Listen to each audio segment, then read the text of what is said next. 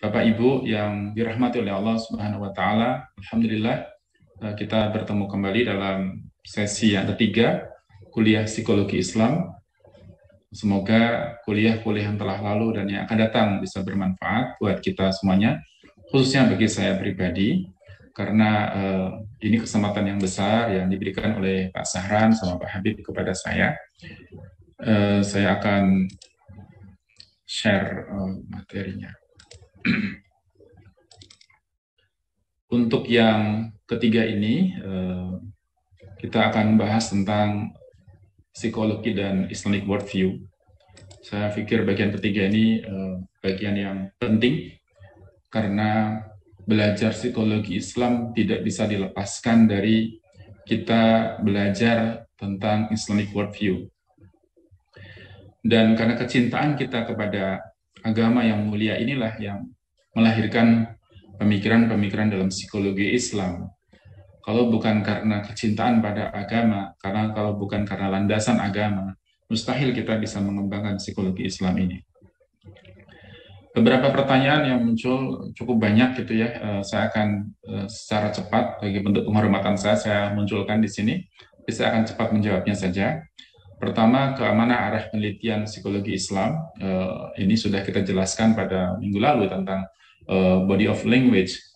Dan psikologi Islam itu risetnya mengarah kepada riset itu basicnya adalah kalau tidak ada riset, kalau nggak ada masalah. Maka masalah-masalah yang tren itu arah dari pengembangan psikologi Islam. Nanti kita akan bawakan dalam 2 sesi ke depan, barangkali tentang riset tentang, atau 3 sesi ke depan, aplikasi riset dalam psikologi Islam. Kemudian Pak Edison, dari Pak Ibnu Hajar, Pak Edison menanyakan psikologi barat sebenarnya belajar ilmu jiwa atau ilmu perilaku. Karena psikologi itu kan pengertian jiwa. Iya. Psikologi barat juga belajar ilmu jiwa karena perilaku itu dikatakan sebagai manifestasi dari jiwa. Kemudian Ibu Mira Susvita, bagaimana batasan kuasa manusia atas kehendaknya dan kehendak Allah? Misalnya manusia meyakini umur di tangan Allah, namun apabila manusia sengaja meletakkan lehernya di rel kereta api yang akan lewat, akhirnya umur ada di tangan manusia juga. Terima kasih Mbak Mira. Tapi meskipun leher diletakkan di rel kereta api, belum tentu dia akan meninggal juga. Kalau Allah tidak mentakdirkan dia meninggal juga. Kadang leher ditaruh di bantal pun bisa meninggal gitu ya. Sehingga semua tetap atas kehendaknya Allah.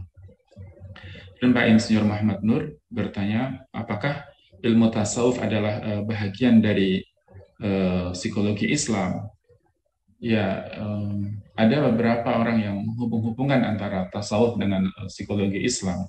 Saya kurang begitu mendalami tentang ilmu tasawuf. Saya mengetahuinya hanya sepintas lalu saja bahwa ada titik persamaan di situ, kalau boleh saya katakan, lepas dari kontradiksi ataupun kontroversi, ada yang setuju dan tidak setuju di dalamnya ya, bahwa dalam tasawuf dan psikologi Islam itu sama-sama membahas tentang aspek kejiwaan dari sisi spiritualnya, dan sama-sama syarat dengan nilai-nilai di sana. Perbedaannya apa? Perbedaannya kajian psikologi Islam itu berhubungan dengan 4 aspek. Ada aspek fisik, aspek psikologis, aspek lingkungan, dan aspek ruhaniyah.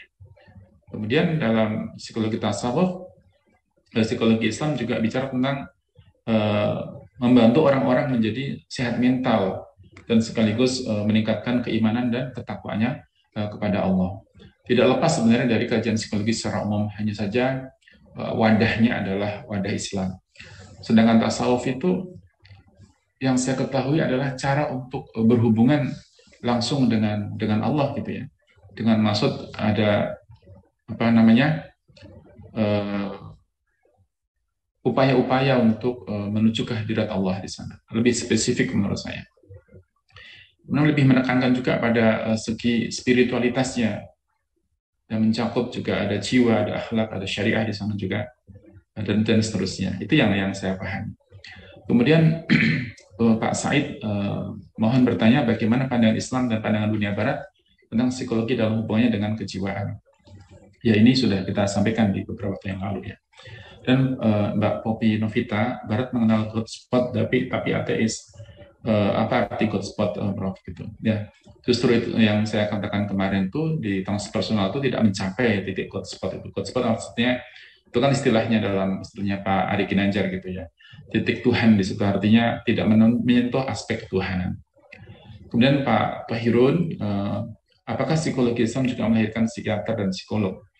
Iya, psikiater itu kuliahnya di kedokteran, lalu mengambil spesifikasi di spesialis di psikiatri, maka jadi psikiater. Jadi beda ilmu ya. Sedangkan psikolog itu dari psikologi. Psikologi Islam itu bukan jurusan sendiri sebenarnya, itu ya psikologi umum, psikologi seperti biasa. Tetapi fikrohnya adalah fikroh Islam. Ya sama seperti kayak UMS ini, psikologi UMS itu kan visi misinya psikologi Islam. Dari S1, S2, dan sekarang kita Pak Habib dan Pak Saran kita sedang mengajukan S3 di bidang psikologi Islam. Itu sebagai visi misinya, tetapi sama juga melahirkan para psikolog-psikolog yang nantinya juga terjiwai oleh nilai-nilai Islam.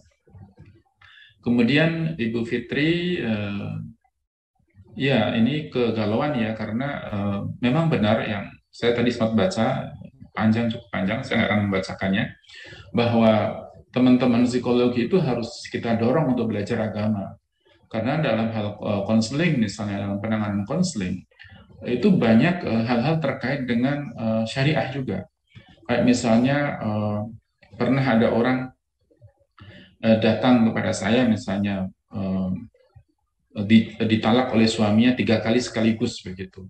Lalu setelah seminggu kemudian suaminya WA kirim WhatsApp ke istrinya, "Ma, saya kangen mah, bikin pulang," katanya begitu. Setelah mentalak 3 kali sekaligus.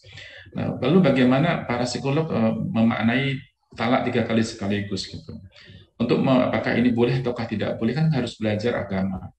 Maka perlu saya mendorong juga para adik-adik mahasiswa untuk ngaji juga, untuk belajar ilmu agama. Ada satu mata kuliah kami itu yang kita syaratkan untuk menghafal juz 30 gitu ya. Baik yang bisa baca Al-Quran maupun belum bisa baca Al-Quran, mereka harus menghafal juz 30. Dan itu merangsang mereka untuk lebih mengenal agama Islam. Kemudian Pak Ahmad Fauzi, apakah psikologi Islam bisa membentuk akhlak dan moral pada generasi muda? Tentunya Pak, karena nanti ada kajian di sesi yang ke-6, saya akan menyampaikan tentang moralitas dan psikologi akhlakul karimah di sana. Dan Pak Ali Bowo Cahyono pencerahnya tentang surah Asyam ya, surah 91 ayat ke-8 gitu. Fa'alhamaha fujuruha wa taqwaha. Apakah ini dapat dikatakan bahwa manusia adalah makhluk paradoksal gitu? Ya, tentang fa'alhamaha fujuruha wa taqwaha ini bahwa Allah itu mengilhamkan kepada jiwa manusia itu adalah fujuruha, jalan kefajiran, dan wa taqwaha, jalan ketakwaan. Nah, di sini kalau kita lihat kitab-kitab tafsir ya, setidaknya ada 2 mufassirin berpendapat di sini tentang yang pertama adalah terkait dengan takdir dari Allah, qadar dan qadarnya Allah, bahwa segala yang dilakukan oleh Allah oleh manusia itu di atas muka bumi ini tidak telah ditakdirkan oleh Allah Subhanahu wa taala, apakah itu kebaikan ataukah keburukan. Dan yang kedua itu tentang bahwa Allah memberikan ilham kepada jiwa jalan kefajiran dan jalan ketakwaan, sehingga setiap jiwa itu bisa membedakan antara hak dan batil. Dan Allah menciptakan setiap jiwa manusia itu di atas fitrahnya. Ini hari ini kita akan bicara tentang masalah fitrah. Dan fitrahnya tersebut membawa dia akan mampu membedakan mana kebaikan, mana keburukan. Jadi defaultnya manusia itu adalah dalam kebaikan. Dan mereka itu membenci keburukan. Defaultnya itu orang berkata jujur dan membenci ketidakjujuran. Orang yang suka berbohong pun tidak suka dibohongi begitu, karena pada dasarnya mereka suka dengan kejujuran. Nah, maka di dalam yang ditanyakan Pak Ali Bowo ini bahwa ada 2 jalan di situ itu. Nah, silakan yang diberikan di kesempatan, di kebebasan untuk memilih fujuruha wa taqwaha. Tetapi ingat gitu, ada rambu-rambu di sana. Kalau milih yang fujur akan bagaimana, kalau milih takwa akan bagaimana. Kemudian Ibu Teti, ini ada gambar buahnya juga di situ. Apakah psikologi ada zona abu-abu, misalnya seperti manusia labil? Ya, dipelajari juga Bu dalam psikologi. Pak Nur Salim dari Pasca UMJ, terima kasih Pak. Beliau menanyakan bagaimana konsep dalam pandangan faham manunggaling kawula Gusti. Wah, ini cukup berat nih, saya kurang memahaminya ini Pak Nur Salim, mohon maaf. Dan Pak Handoko dari Depok, Prof, sampai mana batasan psikologi Islam tentang mengukur kepribadian manusia? Sejauh ini tidak ada kontradiktif dalam pengukuran kepribadian manusia. Dalam ya memang beberapa ada alat yang agak kontroversial tentang masalah pengukuran kepribadian. Sebatas kalau itu menggunakan pendekatan ilmiah, sejauh ini tidak ada masalah. Pak Irfan Ali Rahman, mohon pencerahannya bagaimana psikologi Islam memandang kemampuan seorang yang memiliki kemampuan telepati gitu ya. Telepati itu setahu saya itu kayak orang mampu merasakan apa yang akan terjadi kemudian gitu ya. Orang mampu sebentar lagi akan hujan, dia bisa tele itu artinya kan jauh, pati itu bisa bermain rasa di situ itu, bermain rasa dari jarak jauh. Nah itu yang kita belum sampai ke arah telepati ini Pak Ali Rahman, yang mungkin dekat dengan namanya insting gitu ya, apa sih namanya, kalau seorang ibu yang keceplos jarum jarinya ketika tahu bahwa ada sesuatu yang kurang baik terjadi pada dirinya.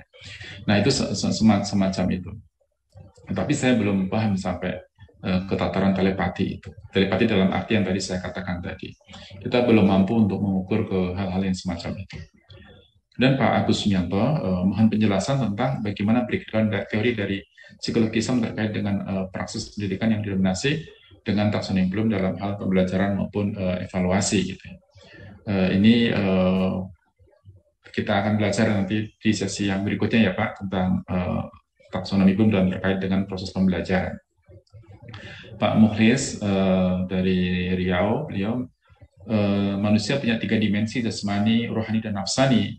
Ada akal qalbu, di mana posisi basyirah dan hawa nafsu dalam dimensi manusia itu. Hawa nafsu kita akan belajar dalam psikologi akhlakul karimah. Nah, basyirah ini kadang-kadang di dalam Al-Quran itu ada kata, ada akal, ada qalb, ada nafs, ada ruh, itu kadang-kadang diartikan dengan arti-arti yang sama, kadang-kadang berbeda. Sehingga berpikir itu ya dengan akal, berpikir itu ya dengan qalb gitu ya, dengan ruh dan seterusnya. Nah, basirah itu letaknya ada di mana begitu. Nah, basirah pun saya menduga juga bagian dari nama-nama yang berbeda tadi. Kalau dari segi asal nama, basirah itu kan tentang ilmu tentang sesuatu ataupun pandangan terhadap sesuatu yang benar gitu ya. Kalau Ibnu Qayyim itu beliau pernah menyampaikan tentang basirah itu seperti cahaya yang Allah lontarkan ke dalam dada kaum muslimin, sehingga ia dapat melihat ajaran-ajaran Rasulullah SAW meskipun tidak pernah hidup bersama Rasulullah SAW, dan dia bisa menyaksikan dengan mata kepalanya seakan-akan maujud gitu di situ, seakan-akan ada di sana. Jadi dia mendapatkan basyirah, mendapatkan penglihatan yang tajam akan suatu kebenaran. Ini bisa masuk dalam tataran ruhaniyah di situ ya. Kemudian masuk dalam tataran qalb gitu. Karena tadi maknanya itu bisa berubah-ubah. Kemudian Pak Abdullah Idris izin bertanya, Prof, tidak dari aspek ketaatan anak-anak sekarang jauh berbeda dengan zaman dahulu. Apa faktornya perbedaan tersebut? Di antaranya adalah faktor masalah teknologi, masalah godaannya makin banyak kalau sekarang ini. Baik, Bapak Ibu sekalian, kita akan sekarang posisi kita ada di sini. Kemudian nanti akan next week kita akan belajar tentang riset and development. Kita akan belajar tentang moralitas dan akhlak. Ada tentang konsep good life dan hayatan thayyibah atau eudaimonia, konsepnya Socrates, dan akhirnya nanti saya akan menyampaikan tentang aplikasi riset dalam psikologi Islam. Kemarin kita sudah membahas tentang slide ini. Slide ini nanti akan membawakan kepada kajian tentang fitrah ya. Bahwa kita ketahui pintu masuknya lewat sini. Kita ketahui bahwasanya Ada paradigma mekanistik, ada paradigma humanistik.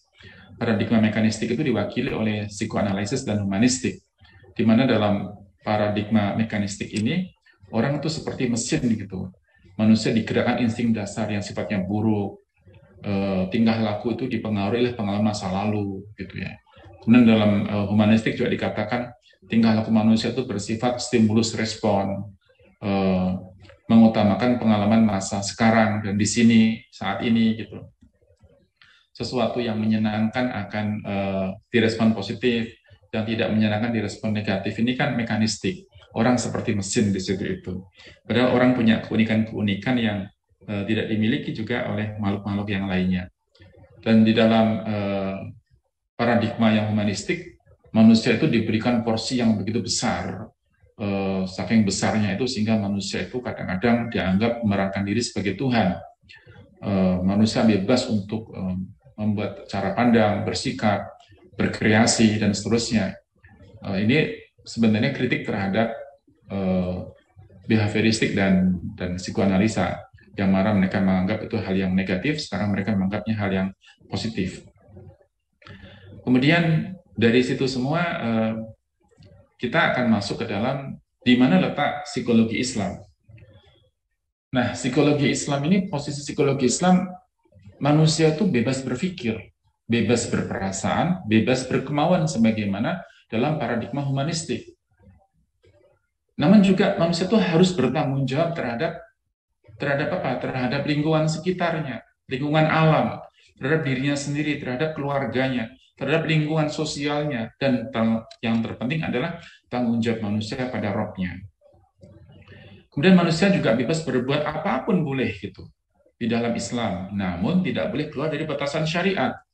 Jadi sama seperti humanistik, tetapi bedanya apa? Kita dikekang ataupun diberi pagar adalah pagar syariat. Dalam paradigma mekanistik misalnya, manusia tidak tunduk pada pengalaman, tapi tunduk kepada Allah Subhanahu wa taala. Kita tidak ditentukan oleh orang lain. Kalau orang lain baik, maka saya akan baik. Karena dia telah berbuat baik kepada saya akan berbuat baik kepada dia.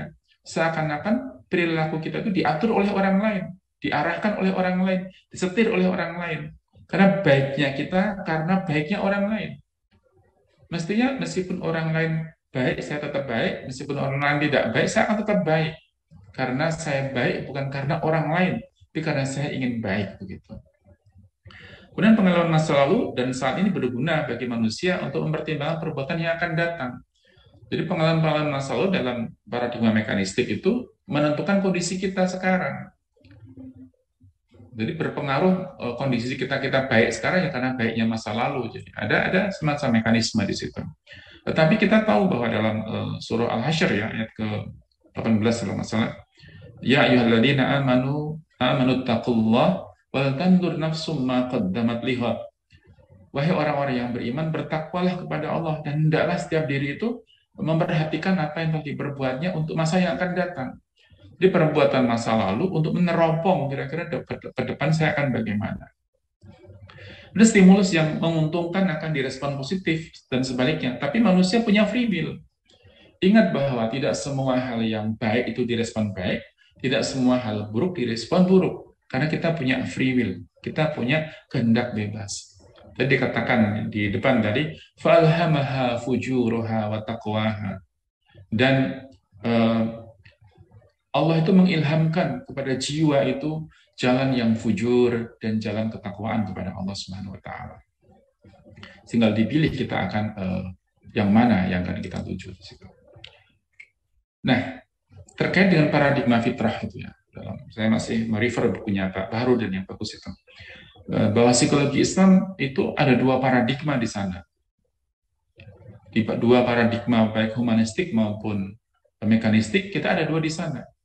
Dan pada saat yang sama kita juga ada di paradigma yang ketiga, yaitu paradigma teistik, paradigma ketuhanan. Manusia bebas menentukan kehidupannya sendiri, mau apa boleh, semua boleh. Dalam Al-Quran dikatakan kalau kamu mau beriman, berimanlah, kalau mau kafir, ya kafirlah. Gitu. Namun, perilaku yang dilakukan itu, ingat harus bertanggung jawab terhadap tadi lingkungannya, dirinya, keluarganya. dan juga bertanggung jawab pada Allah Subhanahu wa taala. Seperti dalam di Al-Qur'an dikatakan ya ayyuhalladzina amanu qu anfusakum wa ahlikum nar. Qu anfusakum wa ahlikum nar. Di situ adalah kita disuruh menyelamatkan diri kita dan keluarga kita. Ya, Ali bin Abi Thalib menyebutnya, menafsirkannya adalah mendidik keluarga kita. Itu tanggung jawab seorang suami itu ya kepada dirinya dan juga kepada keluarganya. Kemudian tanggung jawab terhadap lingkungan alam adalah menjaga dan merawatnya. Tanggung jawab kepada keluarganya adalah apa? Ya beribadah dengan sungguh-sungguh, mendidik anaknya sungguh-sungguh, menjadi sarana untuk hidayah untuk orang-orang di sekitarnya. Dan tugas seorang suami itu yang paling penting adalah membawa sebanyak-banyaknya anggota keluarganya untuk masuk dalam surganya Allah Subhanahu wa taala. Baik itu istrinya, anak-anaknya, ayah ibunya, maupun keluarga besarnya, baik dari dirinya maupun dari pihak si istrinya. Dan juga tanggung jawab terhadap Allah Subhanahu wa taala adalah mencari ridho Allah Subhanahu wa taala. Nah, konsep dasar manusia dalam Islam terletak pada pemahaman fitrah ini. Apa itu fitrah? Fitrah adalah kecenderungan orang untuk pada kebenaran dan ketundukan kepada perintah-perintah pada aturan-aturan Allah Subhanahu wa taala. Dan yang membedakannya psikologi Islam dengan psikologi Barat dalam konsep fitrah ini. Ada yang mengartikan fitrah itu adalah dinul Islam atau agama yang hanif ataupun ciptaan Islam itu sendiri. Gitu. Tapi kalau Syekh Muhammad Naqib Al-Atas mengatakan fitrah adalah pola kealamiahan sebagai pembeda dengan ciptaan-ciptaan yang lainnya, pembeda antara manusia dengan tumbuh-tumbuhan, pembeda antara manusia dengan hewan. Kemudian kalau At-Tabari dan Buya Hamka juga mengartikan yaitu ikhlas menjalani kehidupan atau jiwa yang murni yang belum tercampur dengan apapun, itu adalah dikatakan sebagai definisi dari fitrah. Kalau kita bicara konsep fitrah itu mesti merujuk kepada Al-Quran surah Al-A'raf ayat 172. Di sana dikatakan wa id akhadha rabbuka min bani adama min duhurihim dzurriyyatahum wa ashhadahum ala anfusihim alastu bi rabbikum qalu bala syahidna.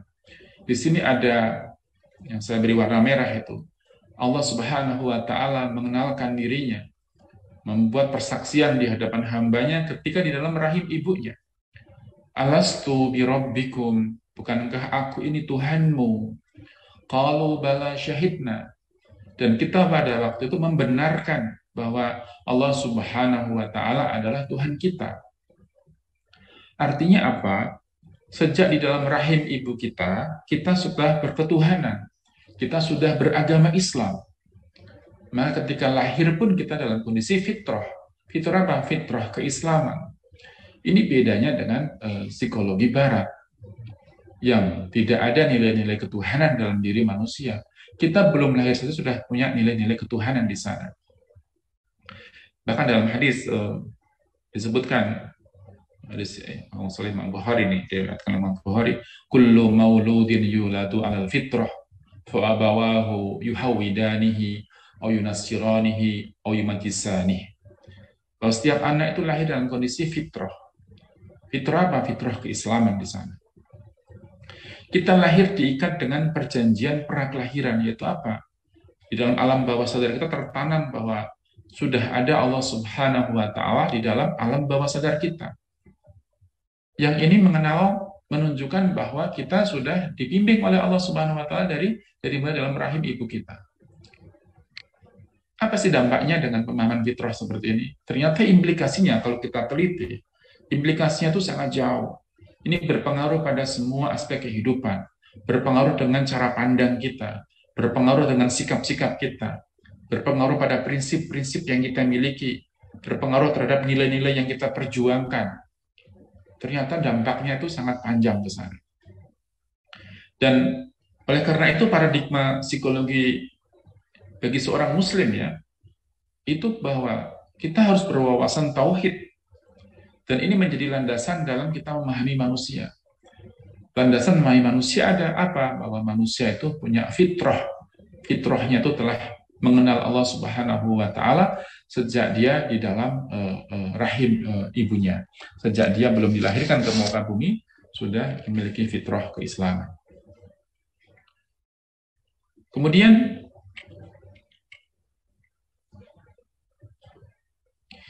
paradigma fitrah ini adalah paradigma yang integral, yang holistik tentang hubungan manusia dengan alam, dengan manusia dengan manusia, dan manusia dengan rohnya. Ini sifatnya adalah insaniyah dan ilahiyah. Tidak hanya sebatas insaniyah, tapi juga ilahiyah. Ini jelas pembeda kuat antara Barat dengan Islam. Nah, dalam psikologi Barat itu ambigu gitu ya. Sebenarnya mereka mengakui adanya Tuhan, tapi mereka hidup tidak berketuhanan. Kawan saya pernah bercerita, saya diajak ke makam itu Pak Habib dan Pak Saran, Bapak-bapak sekalian. Diajak ke makam, saya bertanya ke teman saya, tolong saya ajak ke makam-makam kalian itu seperti apa. Saya diajak keliling ke makam-makam mereka. Saya kaget, ternyata makamnya itu semuanya ada tandanya bahwa mereka beragama. Saya tanya, kok semua makam batu nisannya kok ada tanda agama tertentu? Gitu. Apakah benar mereka seperti itu? Teman saya tidak. Dan sebenarnya kami tidak mengamalkan agama itu, tapi tradisi di kami kalau sudah meninggal ya kembali ke surga begitu. Kok enak banget kata saya. Artinya apa? Di dalam pemikiran, dalam perbuatan sehari-hari itu mereka mengaku tidak berketuhanan. Tetapi sebenarnya di dalam alam bawah sadar mereka mengharapkan itu. Ketika sudah tidak ada jalan lain untuk mereka menikmati hidup itu, mereka dianggapnya berketuhanan. Ini ada ambiguitas di sini ini. Kalau saya sebut sebagai mengalami gangguan cara pandang atau world view disturbance gitu ya. Terhadap apa? Terhadap manusia dan dunia secara keseluruhan. Ada kekacauan dalam cara pandang di situ. Maka orang Islam itu membutuhkan Islamic worldview, membutuhkan cara pandang Islam terhadap realitas seperti apa. Untuk apa? Agar kita dapat melihat manusia sebagaimana ditentukan oleh Al-Quran dan As-Sunnah. Agar kita utuh, agar kita benar melihatnya sebagaimana Allah ingin kita melihat manusia sebagaimana dalam Al-Quran dan As-Sunnah. Ada seorang ustadz yang menghantam begitu saja bahwa psikologi itu sesat, begini, ilmu pendidikan juga sesat, begitu ya. Dalam sebuah seminar yang diikuti oleh ribuan orang, begitu ya. Lalu saya coba kirim pesan ke beliau bahwa tidak semuanya begitu. Panjenengan harus tahu bahwa ada upaya-upaya yang kuat dari kalangan psikolog Muslim yang menghendaki bahwa pemahaman tentang perilaku manusia, tentang jiwa itu merefer pada Al-Quran dan As-Sunnah. Dan ini sudah dilakukan sejak puluhan tahun yang lalu. Dan juga sejak ratusan tahun yang lalu. Sebagaimana Imam Al-Ghazali dan juga para salafus saleh yang lainnya juga bicara masalah kejiwaan. Seperti apa kekacauan worldview itu? Ada seorang public figure ya, itu mengatakan begini setelah dia perjalanan 2 hari ke Jepang, dia menulis sebuah tulisannya seperti ini. Ada pelajaran baru yang saya dapat dari penduduk Jepang selama 2 hari di sini. Mayoritas penduduk tidak memiliki kepercayaan terhadap suatu agama, bahkan Tuhan. Tapi sebagian percaya ada kekuatan yang jauh lebih besar daripada diri mereka. Tanpa kepercayaan terhadap agama tertentu, mereka menjunjung tinggi nilai moral dan kemanusiaan. Memiliki rasa syukur yang begitu besar atas semua kenikmatan yang mereka peroleh, dengan cara menghormati setiap makhluk hidup, makanan, dan alam. Memiliki kesadaran yang tinggi akan ketertiban, kedisiplinan, dan kebersihan. Sulit menemukan tempat sampah di sini, tapi sulit menemukan sampah berceceran di setiap sudutnya. Satu hal lain yang menarik perhatian saya ketika saya menemukan beberapa penduduk asli Jepang, tiba-tiba ingin memeluk suatu kepercayaan. Tidak disebutkan apa agama itu, apa agamanya. Dan saya menjadi bertanya-tanya, kalau hidupmu sudah sebaik ini tanpa agama, lalu kenapa kamu ingin mencari Tuhan dan ingin memiliki agama? Secara rasional, yang dia tulis ini masuk akal begitu. Tetapi juga itu menunjukkan kegalauan dia. kekacauan di dalam cara pandangnya tadi itu. Karena memahami agama sebatas ketertiban, keteraturan, memahami agama sebatas mencari kegembiraan di dunia. Tidak bisa memahami agama sebagai bekal di akhirat nanti. Tidak mengerti bahwa tujuan hidup itu adalah ke dalam jannahnya Allah. Hanya sekedar hubungan-hubungan humanis satu dengan yang lainnya. Yang kedua, ada tulisan yang menarik lagi. Dia mengatakan, bagiku dunia adalah soal bagaimana hidup dan cari kehidupan. Bagaimana menikmati dan lebih baik dari manusia lain. Bagaimana bisa mempunyai status baik, dihargai dengan apa yang dimilikinya, dan sedikit jalan-jalan untuk menikmati hidup kita. Hidup tidak selalu berhubungan dengan agama, katanya. Agama bukan segala-galanya. Itu hanya aksesoris kehidupan saja. Ukuran orang baik tidak mesti berdasar agama. Tanggung jawab agama bukan di pundakku, karena aku kurang paham ilmu agama. Biar itu menjadi tanggung jawab para kiai saja. Toh Tuhan Maha Perkasa, tidak perlu kita repot menolong agamanya. Kalau memang perkasa, pasti bisa menolong agamanya sendiri. Orang yang maju dalam persoalan agama adalah yang berpikiran luas dan penuh toleransi. Saya anggap tak perlulah terlalu fanatis akan sesuatu, tak perlu reaktif akan sesuatu, keep calm, be cool. Tulisan ini kalau dilempar di media massa, di media sosial, dibaca oleh anak-anak muda gitu ya, mereka bisa terpengaruh. Iya benar, itu bisa mewakili mereka. Tetapi kalau kita cermati tulisan ini, inilah yang disebut dengan worldview disturbance itu, kekacauan di dalam worldview-nya. Seakan-akan hidup hanya di dunia saja. Seakan-akan agamanya aksesoris saja. Nah, makanya perlunya bagi kita memiliki Islamic worldview. Islamic worldview ini nantinya menjadi ruh di dalam kita melakukan integrasi sains dengan Islam, termasuk psikologi Islam.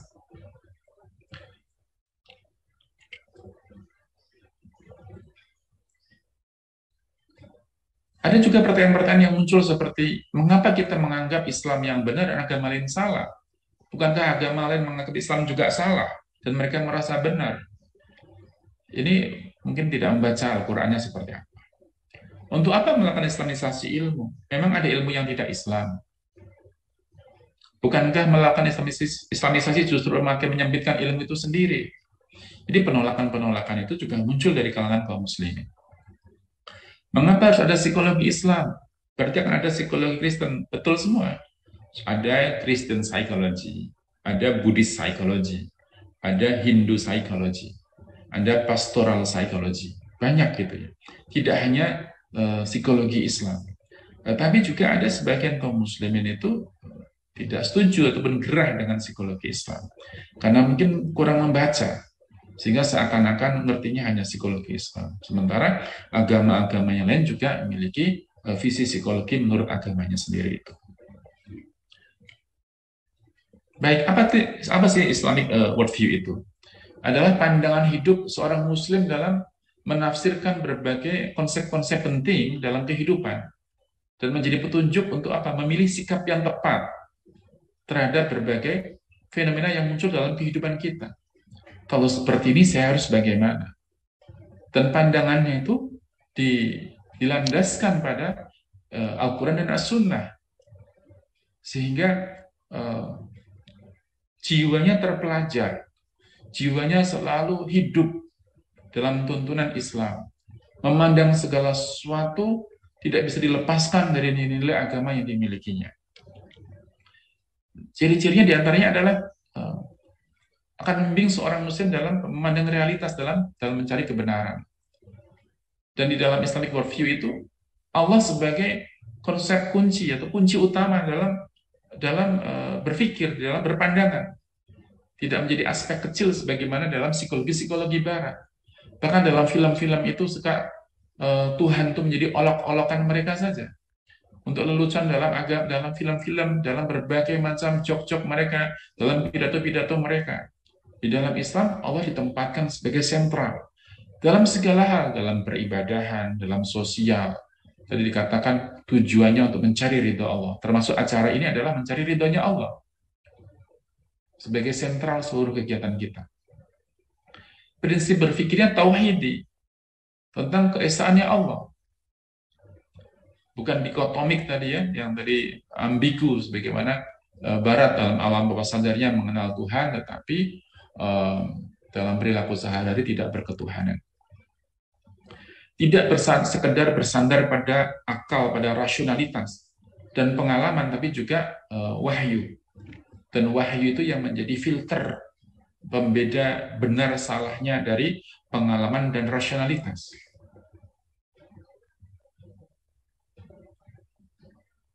Wahyu menjadi satu hal yang sangat sentral, bukan ditentukan oleh konsensus. Nanti kita bicara tentang psikologi akhlakul karimah, konsep moral di Barat itu diantaranya masalah konsensus di sana. Kalau sebagian besar orang mengatakan benar, maka benarlah itu. Perilaku dikatakan benar, maka benarlah itu. Di dalam Islam, meskipun sedikit orang atau satu orang, kalau dia menggenggam pada kebenaran, itu adalah benar. Meskipun sebagian besar itu orang berbuat salah. Karena benar dan salah tidak ditentukan dari berapa jumlah orang yang melakukannya. Bapak Ibu sekalian yang dirahmati oleh Allah, bahwa worldview Islam itu harusnya terinternalisasi di dalam setiap ilmuwan muslim, terutama ilmuwan-ilmuwan psikologi. Sehingga ilmuwan tadi itu mampu memilah, mampu memilih, mampu mengolah, mampu menetapkan kebenaran dari pengetahuannya. Ilmu yang dipelajarinya itu standarnya selalu satu, kembali kepada agamanya. Tidak bingung gitu ya. Sekolah ke barat misalnya, pulang jadi ke barat-baratan. Sekolah ke timur jadi ke timur-timuran. Sekolah ke selatan jadi ke selatan, ke utara jadi ke utara-utara. Jadi kita mudah diambang-ambing oleh keadaan. Kita mau sekolah di mana, mau di mana, karena kita sudah punya worldview Islam, itu akan mempengaruhi tidak akan mempengaruhi cara pandang kita. Asalkan kita sudah punya kemampuan tadi, mengolah, memilah, memilih. Kemudian, maka psikolog yang memiliki Islamic worldview itu, ia hidup dengan pandangan terhadap realitas sebagaimana diajarkan oleh Islam kepada kita. Dan perlu diketahui hakikat realitas itu bukan dari banyaknya orang tadi, bukan dari siapa yang mengatakan. Karena realitas itu, kalau yang mengatakan orang itu akan direspon secara berbeda-beda. Realitas itu tergantung pada sang pembuatnya, yaitu Allah Subhanahu wa Ta'ala. Bukan tergantung oleh kebanyakan orang tadi. Dikatakan dalam muqaddimah orang mau berceramah itu, may yahdihillah fala mudhillalah wa may yudlilhu fala hadiyalah. Barang siapa yang diberi petunjuk oleh Allah, tidak akan mampu orang menyesatkannya. Barang siapa disesatkan oleh Allah, siapapun, seberapa besar jumlahnya pun, tidak akan bisa mampu menunjukinya. Ini tentang sentralistiknya Allah di dalam kajian-kajian psikologi Islam. Nah, kemudian orang boleh berteori, orang boleh menghasilkan sebuah riset, boleh apapun, tapi tidak boleh keluar dari batasan-batasan syariah yang telah ditetapkan oleh Allah. Karena tadi, realitas tadi yang diciptakan adalah Allah Subhanahu wa Ta'ala. Orang bila tanpa Islamic worldview, para psikolog ataupun ilmuwan psikologi misalnya, akan berpandangan secara pating cemplung kalau orang Jawa bilang itu. Apa sih saya kalimatnya? Ngomong sana, ngomong sini bebas gitu berbicara. Menurut saya, menurut saya, homoseksual itu bukan penyimpangan. Siapa sih yang mau dirinya jadi homo? Itu semua anugerah dari Tuhan. Walau bagaimanapun pelacur adalah manusia, mereka bebas bekerja dan mengekspresikan dirinya. Kenapa kok orang bisa mengatakan begini? Ya karena mereka tidak punya Islamic worldview. Saya Islam, saya Muslim, saya tidak fanatik dan tidak merasa paling benar sendiri. Pada dasarnya semua agama itu benar, kembali tidak punya Islamic worldview. Dan pikiran-pikiran seperti ini banyak, apalagi ilmuwan-ilmuwan sosial. Ada yang mengatakan hubungan seksual di luar pernikahan itu boleh asalkan tidak hamil misalnya. Ini kan bahaya pikiran-pikiran semacam itu. Jadi ukuran halal haram boleh tidak itu pada akibatnya. Seperti minum khamr itu boleh asalkan tidak mabuk. apalagi dan seterusnya gitu.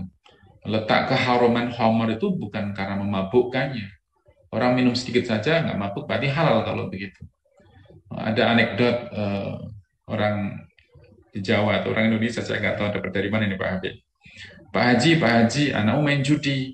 Astagfirullah. Tapi menang. Alhamdulillah. Gitu ya. Jadi ukurannya itu kalau menang itu ya senang, kalau kalah itu sedih gitu. Dan seterusnya. Pacaran itu boleh apa tidak ya? Boleh loh, kenapa? Saya juga pacaran gitu. Jadi ukurannya itu karena jadinya melakukannya. Nah, ini kan jadi repot kalau seperti itu. Ukuran benar dan salah itu tergantung, jadi sangat subjektif. LGBT dianggap keberagaman, pakai cadar dianggap radikal. Gitu. Nah itu kan ya lucu gitu ya, standarnya jadi lucu. Dan nas-nasnya jelas di dalam Al-A'raf ayat 80-81 itu jelas. Bagaimana Allah Subhanahu wa taala membuat batasan itu. Ta'tunal fahisyah gitu. Mengapa kalian mengerjakan perbuatan yang fahisyah itu? Perbuatan yang sangat buruk itu. Bagaimana mungkin orang bisa mengatakan itu boleh? Dan seterusnya. Bapak Ibu sekalian dan mas-mas mbak-mbak, kita itu yang diberkahi oleh Allah Subhanahu wa taala dengan semangat dan sarana untuk mencari ilmu gitu ya. Ada tantangan dalam islamisasi psikologi ini. Seperti seberapa besar sebenarnya sih porsi ilmu yang kita miliki terkait dengan bidang kita. Ada psikologi, ada ekonomi, ada hukum, ada engineering, ada apalagi ya, banyak sekali, antropologi, sosiologi. Seberapa besar sih porsi ilmu yang kita miliki itu terkait dengan bidang kita yang bersumber itu dari ataupun turunan dari ilmu yang diperoleh dari Al-Quran maupun As-Sunnah. Berapa persen dari yang kita miliki itu? Apakah logis kalau kita mengimani Al-Quran sebagai kalamullah, tapi informasi dari Allah dan Rasulnya tidak kita gunakan sebagai sumber ilmu, malah mengacunya di luar itu? Ada Quran, ada Sunnah, dan di sana ada yang sedang kita pelajari ini. Kenapa kita merefer dari tempat lain? Tapi di sisi lain kita mengatakan bahwa kita mengimaninya, tapi di sisi lain kita menyelisihinya. Saya sering menanyakan ini kepada para mahasiswa. Sebagai Muslim, seberapa banyak sih mengilmu Islam? Sebagai mahasiswa psikologi, seberapa banyak sih Anda mengilmu ilmu psikologi itu? 4 tahun belajar psikologi itu, dapatnya apa? Apakah setelah kuliah di psikologi perilakunya jadi baik? Dapat psikologi, misalnya mata kuliah psikologi kepribadian, nilainya apa? Nilainya A. Nilai A itu artinya apa? Ya, nilainya bagus saja. Harusnya nilai A itu juga berimplikasi pada perilaku yang bagus, kepribadian yang bagus, tidak sekedar nilai yang bagus. Karena ukuran ilmu itu adalah sampai kepada tataran perubahan perilaku. Kemudian sebagai mahasiswa psikologi Muslim, seberapa banyak kita mengilmui psikologi Islam? Dan seberapa banyak ilmu psikologi Islam itu mewarnai perilaku kita? Kajian-kajian yang sekarang ini kita lakukan tentunya tidak hanya sebatas untuk wawasan, pengembangan wawasan, tetapi harus merubah cara pandang ke arah yang positif, harus merubah perilaku yang lebih baik. Tidak sekedar menambah wawasan saja.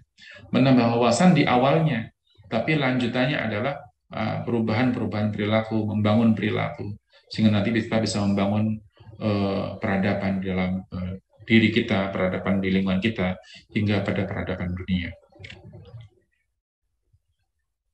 Tadi saya katakan itu bahwa ukuran kita menguasai ilmu itu bukan terletak pada seberapa tinggi indeks prestasi kumulatif kita. Tidak terletak pada nilai-nilai yang kita miliki. Bukan seberapa banyak teori yang bisa kita hafal.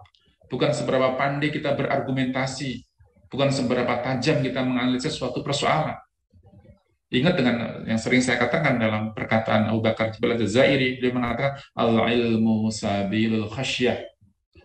Ilmu itu sebagai sarana, sebagai jalan menuju keimanan, ketakwaan kepada Allah, rasa takut kepada Allah. Mestinya ilmu bisa membawa orang ke arah sana. Ini sesuai dengan cita-cita besar para tokoh-tokoh Islam ya, sebagai cita besar Triple ID gitu ya, untuk membangun peradaban Islam.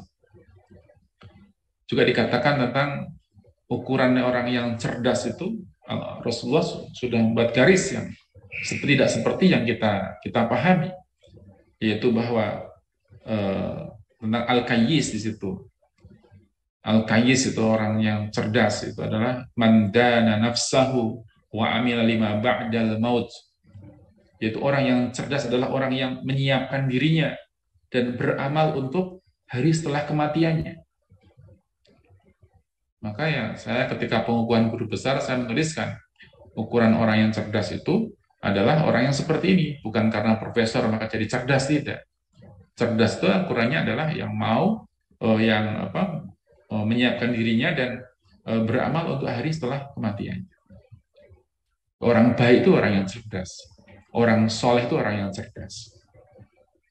Dan kita pun memahami bahwa amal soleh itu lebih cerdas daripada IQ yang tinggi. Ada saatnya nanti di alam kubur itu amal soleh itu lebih cerdas daripada IQ yang tinggi. Ada hadis dari yang diriwayatkan oleh Imam Ahmad dari sahabat yang mulia Al-Bara bin Azib radhiyallahu an, disebutkan fayatihi makani falyujlisani. Jadi setelah ruh itu dikembalikan kepada jasad dalam kuburnya, kemudian didatangilah dua malaikat dan mereka mendudukkan jenazah yang telah dimakamkan tadi, didudukkan dengan dimensi yang berbeda. Kita nggak bisa berpikir cara duduknya bagaimana, dimensinya berbeda. Jenazah yang didudukkan, mayatnya didudukkan oleh dua malaikat tadi.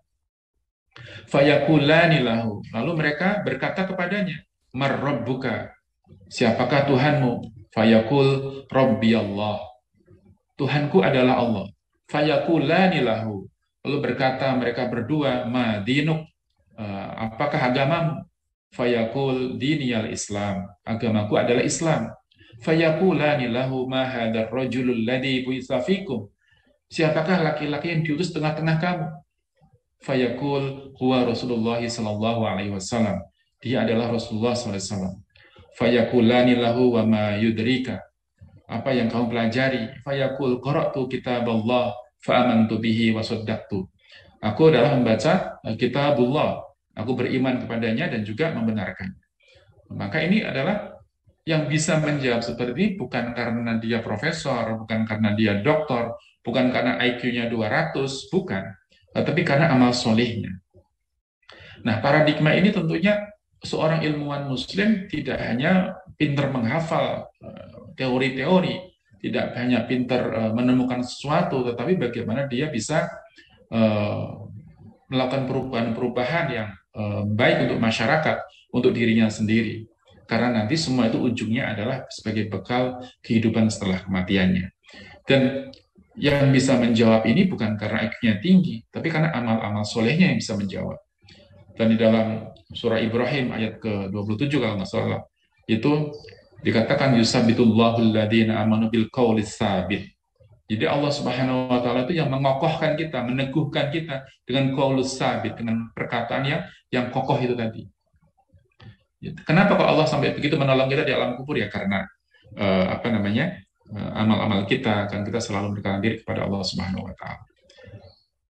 Baik, kemudian orang yang memiliki, bila kita punya worldview Islam gitu ya, orang yang memiliki worldview Islam itu akan memiliki sikap kritis terhadap teori-teori yang berseberangan dengan Islam. Di awal kita sudah mengkaji tentang psikoanalisa misalnya, yang mengatakan perilaku didominasi oleh ketidaksadaran. Kita akan nggak benar kalau begini.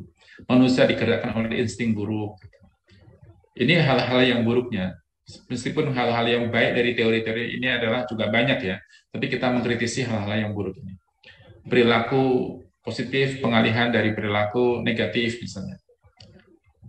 Kata Freud, orang ibadah mengalami gangguan neurotik, gangguan kejiwaan begitu. Karena mengimani sesuatu sebelum kita mengetahuinya katanya. Kok tahu surga atau neraka, ingat neraka kok nangis gitu, katanya kena gangguan jiwa karena menangisi sesuatu yang belum pernah dilihatnya. Itu kan orang kena gangguan jiwa kata dia. Kemudian behavioristik misalnya perilaku karena proses belajar dan seterusnya. Humanistik seperti tadi saya jelaskan. Nah, orang-orang yang memiliki worldview Islam itu akan sensitif dengan hal semacam itu. Oh, ini kayaknya nggak benar ini. Kita cari sumbernya, Islam seperti apa. Kita akan cross-check. Dan orang yang memiliki worldview Islam itu akan marah ketika Allah misalnya dijadikan candaan. Akan tersinggung ketika nabinya sallallahu alaihi wasallam yang mulai dihinakan. Akan bersikap ketika Al-Quran dilecehkan. Akan terusik ketika kebenaran dicaci dan kebetulan dipuji misalnya. Nah, ini pentingnya kita punya worldview Islam. Dalam Al-Quran juga katakan banyak dalam surah Al-Hajj ayat 40 gitu ya. Nanti